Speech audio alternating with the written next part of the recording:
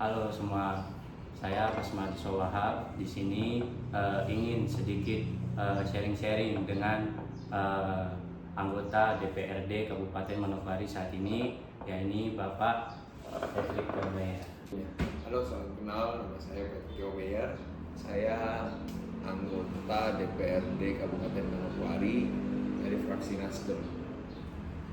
Hari ini mungkin saya ingin sedikit bertanya tentang perkembangan sedikit partai politik dan yang saat ini mulai ramai dibicarakan itu Gensi. Iya, Gen Z. Mungkin pertanyaan yang pertama, bagaimana Bapak melihat perkembangan Kota Manokwari ini saat ini? Jadi menarik sebenarnya pertanyaan dari Adik Deswa. Sebenarnya saya sangat memang memprihatinkan ya kehidupan Gensi kita saat ini di Manokwari. Banyak adik-adik kita yang alkohol, ngelem terutama. Nah, ini menjadi peran pemerintah untuk hadir bagaimana menyediakan wadah. Nah, sembari dengan DPR, nah kita fungsi dan tugasnya dalam melakukan pengawasan. Kita melihat program-program apa aja yang bermanfaat bagi Gensi. Nah, sebenarnya kalau dari saya sendiri, kebetulan saya nggak tua-tua amat, jangan dipanggil Om. Ya. Jadi sebutan kita di partai juga panggilannya kakak.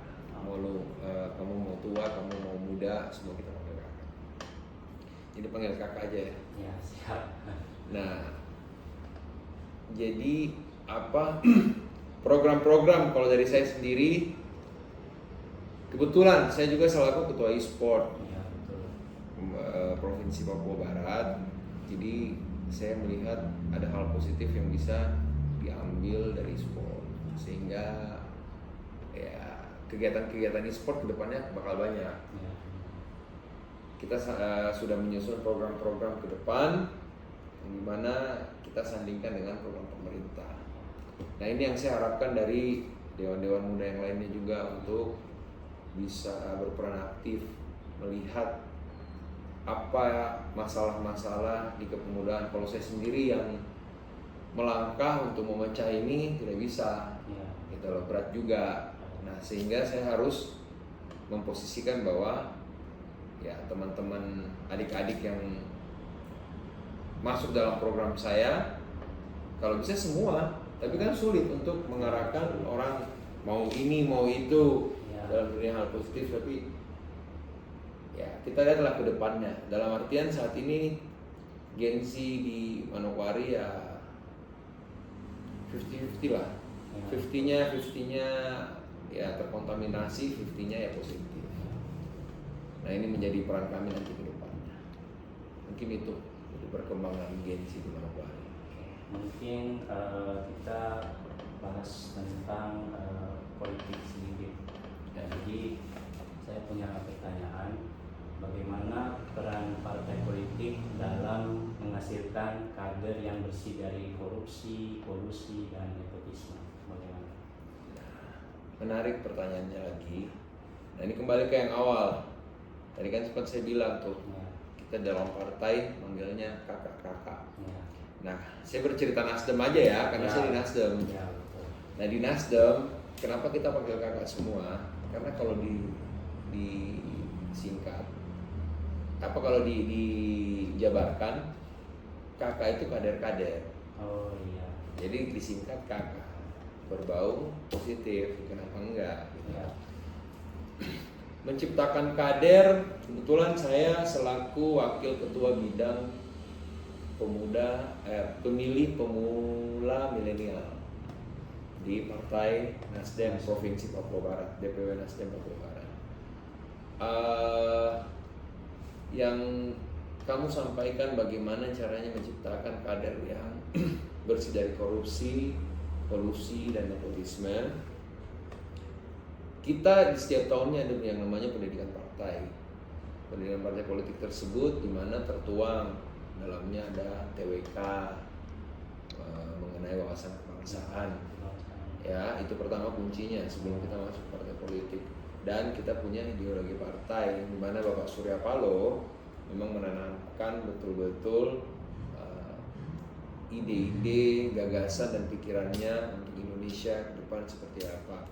Nawacita beliau kan ingin menghadirkan presiden yang berambut keriting, berkulit hitam. Nah, mungkin suatu ketika adalah adik-adik kita dari tanah Papua yang bisa menjadi presiden, kenapa tidak? Kedua, di partai kita sendiri punya sayap partai. Ada Garda Pemuda Nasdem, ada Nasdem Muda Berkarya. Ada beberapa sayap yang kita bentuk. Cuman memang untuk Papua Barat sendiri belum terlalu aktif karena kami belum menemukan sosok Gen Z atau milenial yang benar-benar ingin terjun ke dalam dunia politik. Mungkin karena stigma adik-adik kita terhadap politik ini mungkin masih agak sedikit tabu, yang menilai bahwa politik syarat dengan orang tua, politik ini terlalu kotor dan sebagainya. Sebenarnya partai politik menjadi kendaraan atau sarana untuk kalian berkreasi, menyampaikan hak dan pendapat kalian. Karena kan di partai, ketika kalian menyampaikan itu ada saya di dalam.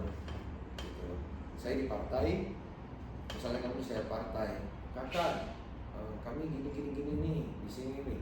Nah, saya di parlemen menjadi agenda khusus pembahasan saya di parlemen nantinya. Nah, contoh kecil saat ini yang sedang terjadi, yang sedang berjalan, contoh program bantuan Ramadan berbagi. Nah, kebetulan Kakak Perol di DPR RI, perwakilan Nasdem dari Papua Barat, memberikan atau menyalurkan programnya ke kita, anggota dewan provinsi dan kabupaten, untuk kita bagikan.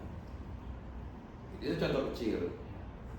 Nah, kita berbicara program dari pusat. Apabila memang ada yang mau dibagikan, pasti yang dicari tuh kader-kader Nasdem dulu. Gitu. Oh, anggota dewan provinsi Nasdem, oh Kakak Sapri, kamu apa nih keluhan masyarakatmu? Terus Dewan Kabupaten Patrick, kamu apa nih keluhanmu? Misalnya sinkron, contoh, banyak masyarakat saya membutuhkan beasiswa misalnya. Nah, program dari pusat bisa dibawa tuh, oh ini Patrick kamu bagi beasiswanya.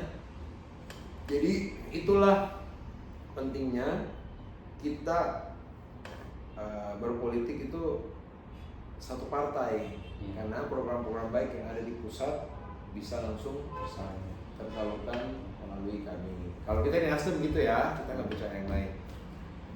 Nah, sehingga saya berpikir korupsi, kolusi dan nepotisme yang tadi Aideswa tanyain ke saya, itu kembali ke diri pelakunya, diri pelaku politik tersebut. Tidak ada yang mempunyai prinsip itu. Namun kalau kata presenter TV, kejahatan itu di mana ada kesempatan, di situ ada intinya banyak. Sebenarnya kalau mau dibilang baik, ya semua mau baik. Tapi terkadang lingkungan yang mengajarkan mereka untuk melakukan hal-hal yang tidak pantas. Ya syukur alhamdulillah saat ini sih, ya jangan amit-amit lah, jangan sampai saya juga ikut dalam circle yang seperti ini. Gimana nih Kak Patrick, pesan untuk masyarakat Manokwari agar Manokwari ini lebih maju ke depan? Pesan saya untuk masyarakat Manokwari, ya mari kita sama-sama saling belajar menghadapi tantangan ekonomi dunia. Karena saat ini itu kuncinya tuh. kalau ekonominya bermasalah, pasti semua akan bermasalah. Iya. Saat ini terjadi inflasi di pasar saham kita yang turunnya itu senilai 6%. 6% itu kalau dirupiahin sekitar 3.000 triliun. Nah itu bisa berdampak sampai ke kita, dan saat ini kita rasakan dampak daripada efisiensi anggaran yang dilakukan oleh pusat, sehingga roda perputaran ekonomi melambat di Manokwari. Nah kemajuan yang kita maksud ini dalam hal pembangunan pastinya. Nah dari efisiensi anggaran tersebut, dampak pembangunan infrastruktur terhambat. Nah bagaimana kita mau maju? Jadi kalau kita mau bicara kemajuan saat ini, ya setidaknya kita bisa berjalan baik-baik saja dulu. Ya amin-amin lah kita sampai menghadapi krisis seperti tahun 98 kemarin. Jangan sampai.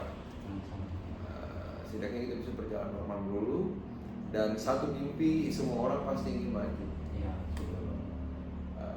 Sesuai dengan wacana Pak Bupati kita kemarin, kebetulan DOB kemarin juga udah dibawa sama Pak Gubernur untuk pengembangan Kabupaten Manokwari menjadi kota.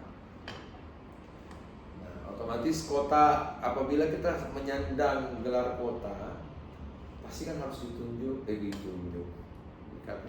ditunjang dengan SDM manusia yang punya daya saing. Nah sekarang saya kembalikan ke Adik Deswa, ke Kakak Deswa, coba ke kakak ini, ke Kakak Deswa. SDM, nilai SDM manusia kita di Papua Barat, khususnya di Manokwari, ada bisa nilai seperti apa? Siap nggak untuk kita masuk ke kota? Ya harus disiapkan itu. Nah inilah salah satunya di Deswa ke Universitas Muhammadiyah Malang untuk belajar, untuk melihat dunia luar. Oh, kota seperti ini. Kita harus punya infrastruktur RPTH, ruang publik terbuka hijau. Alhamdulillah, Pak Bupati sudah adakan Borasi. Borasi kan sudah diremajakan, diperbaharui. Kita sudah punya pasar Sanggeng yang dimodernisasi. Namun itu semua cukup untuk menyandang status gelar kota? Saya pikir belum. Jadi banyak hal yang harus memang dibenahi. Jadi mohon juga adik-adik yang punya kritikan, punya masukan terhadap kami, sampaikan. Kakak bikin begini, kakak bikin begini. Kenapa pemerintahan begini, supaya menjadi bahan kami. Karena kami ini manusia yang tidak tahu semuanya juga gitu ya. Kalau tanpa kalian ini bersuara, karena kami ini wakilnya kalian. Bersuaralah, ada WA, ada sosial media, semua ada, bisa disampaikan. Lalu itu, dan saya selalu respon kok. Menjadi bahan kami untuk kita bawa diskusi. Satu terakhir, sebelum kamu belum terakhir ya kan, saya nggak tahu. Kau tadi bilang terakhir nggak sih? Kau bilang ya terakhir. Ya terakhir sesuai dengan pertanyaan dari Deswa, closing statementnya adalah kemajuan yang kita ciptakan itu berasal dari diri kita sendiri. Tidak ada orang lain yang bisa bantu kalau bukan kita punya mimpi. Orang-orang ini hanya supporter, tapi pemain utamanya adalah diri kita sendiri. Mungkin kita itu. Mungkin luar biasa sekali. Kita juga bisa mendapatkan ilmu yang baru dan ilmu yang sangat bermanfaat dari Kak Petri. Oke, mungkin sekian saya tutup. Wassalamualaikum warahmatullahi wabarakatuh. Terima kasih.